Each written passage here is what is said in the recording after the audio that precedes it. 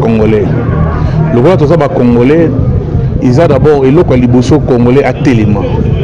Tous les comme le dernier virage à Kabila, à pouvoir d'extermination à Kabila. Biso to un pouvoir d'extermination. Batamobutu besoin de chance. Besoin de chance parce que bango ba ibara bambongo ba bomba ba tunde o et kufi le loté. Surtout qualifié gouvernement d'extermination parce qu'ils ont tué plus de 8 millions ou 12 millions de Congolais. Donc, ils ont besoin de gouvernement d'extermination. Parce que tu as vu que position à Bango Zali qui est bomba Congolais, ils sont pour récupérer le Congo. Mon frère, en 1940-45, il y a eu la guerre qui a eu aussi là un jour.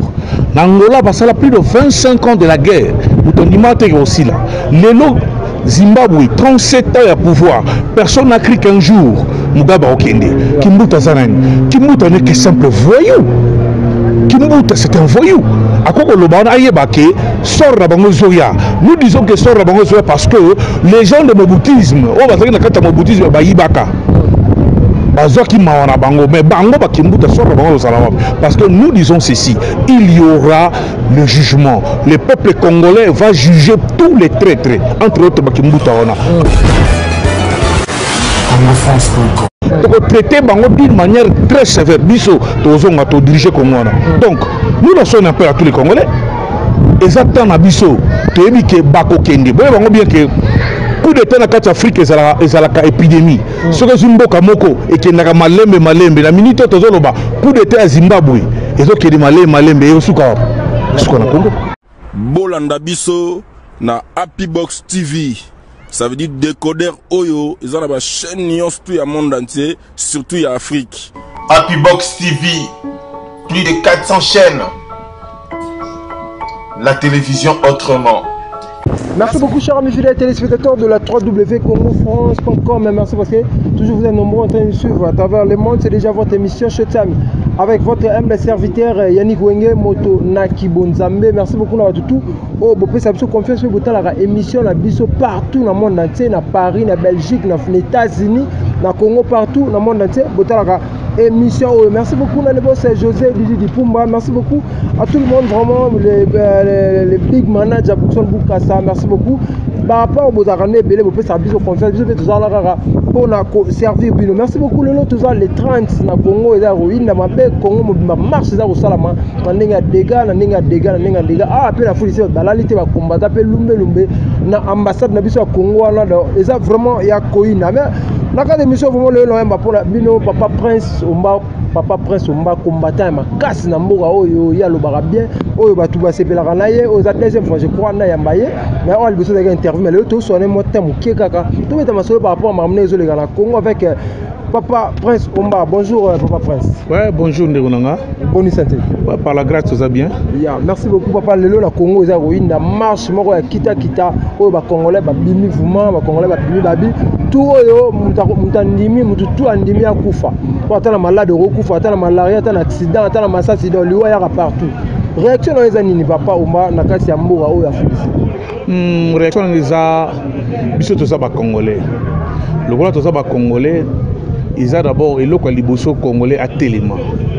Tous les comme le dernier virage à Kabila, à pouvoir d'extermination à Kabila.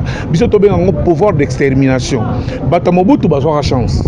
Besoin de chance parce que bango ba ibara bambongo ba bomba ba tunde o et kufi le loté. Surtout qualifié gouvernement d'extermination parce qu'ils ont tué plus de 8 millions ou 12 millions de Congolais. Donc tous les besoin gouvernement d'extermination. Parce que tu as vu que position à Bango Zali qui est pas bon Congolais, ils sont pour récupérer Congo.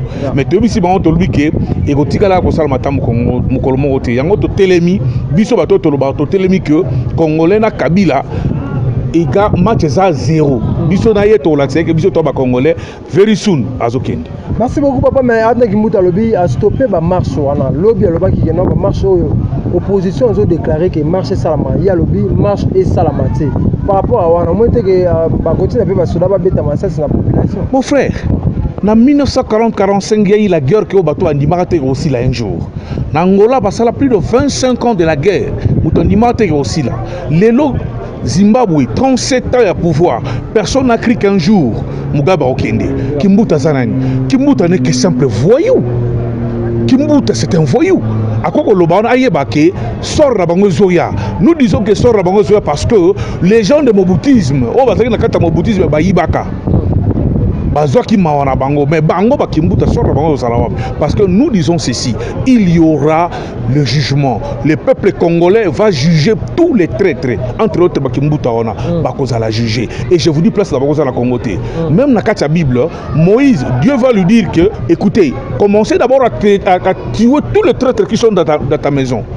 Traître nyonso au bazana Congo lelo. J'ai commencé d'abord par Yemonan Kimbuta, Léo Lengankoy, les Lambert Mende, bazana place la Congo. Ils vont tous être exécutés. Je vous dis, ils vont tous être exécutés. Bango dans ma famille na bango. Donc traiter bango d'une manière très sévère. Biso tozonga to diriger Congo.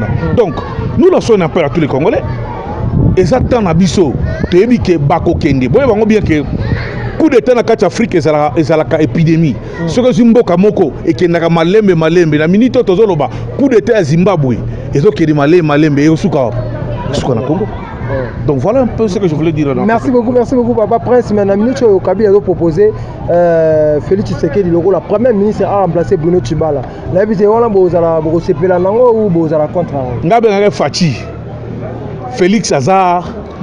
C'est l'opposition morote au Tcha Félix. Banoma Félix, Félix c'est comme tous les Congolais où il y a télémi na mboka na lobi na do bundela mboka nanga. Donc Félix a yebi souci à Congo. A quoi on dit maté a ko pakoloma babuzo ba pamba ona. A yebi Congolais bien. Mutafota Félix a saté. Félix a article ka s'appelle dauphin Tshisekedi.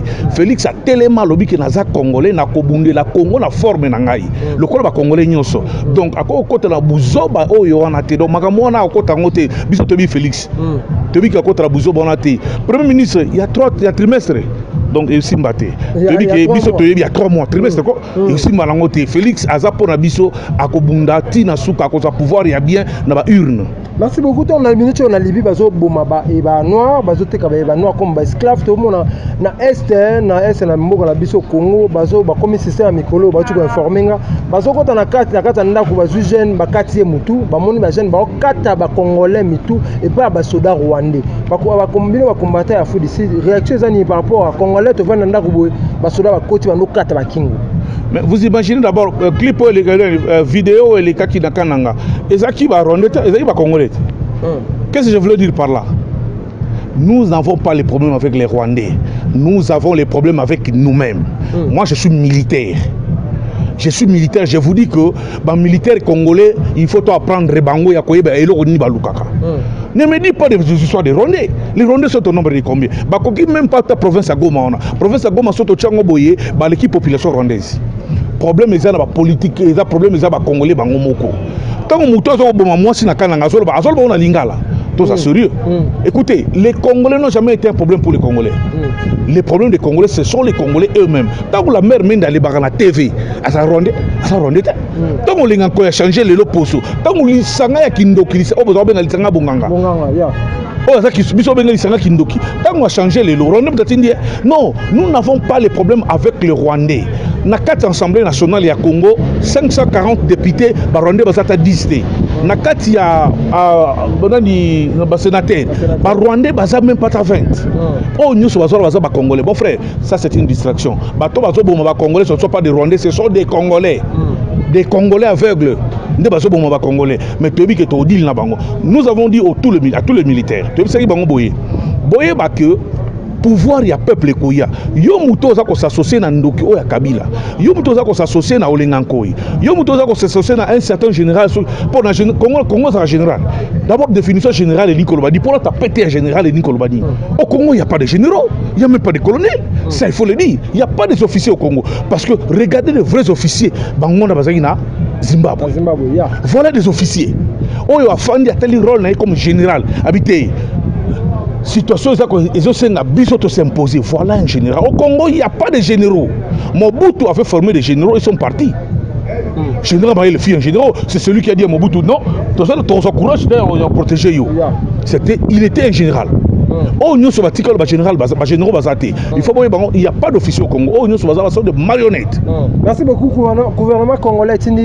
lettre na ambassade ya Libye ba bi nyonso ezo sala mabango bazomona mais basali lote to mona na Afrique mobimba presque Afrique mobimba bazo tinda ba avion ba récupérer batu na ba immigré na bango bazala mboka wana mais Congo babi tozo mona o ezo sala ma réaction morisati. Nous sommes un peuple abandonné. Est-ce qu'il y a un gouvernement au Congo?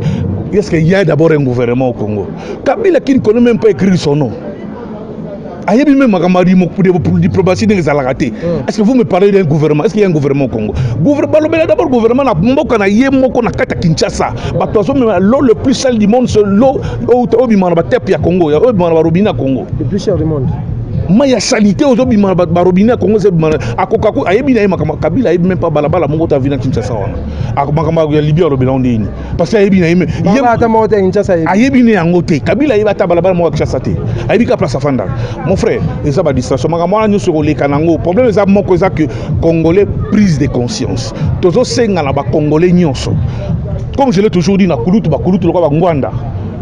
Malgré l'hypothèse l'humilité précède la gloire. C'est une autre dénominateur commun, c'est les Congo. Tobundela Congo, Tobundela Parikote, Tobundela Udopeste, Tobundela Congo, Totika Buzoba, Totika Kokabwana. Il est temps de nous souder. Dans le dernier virage de Kabila, signons sozo la que Kabila azo kende.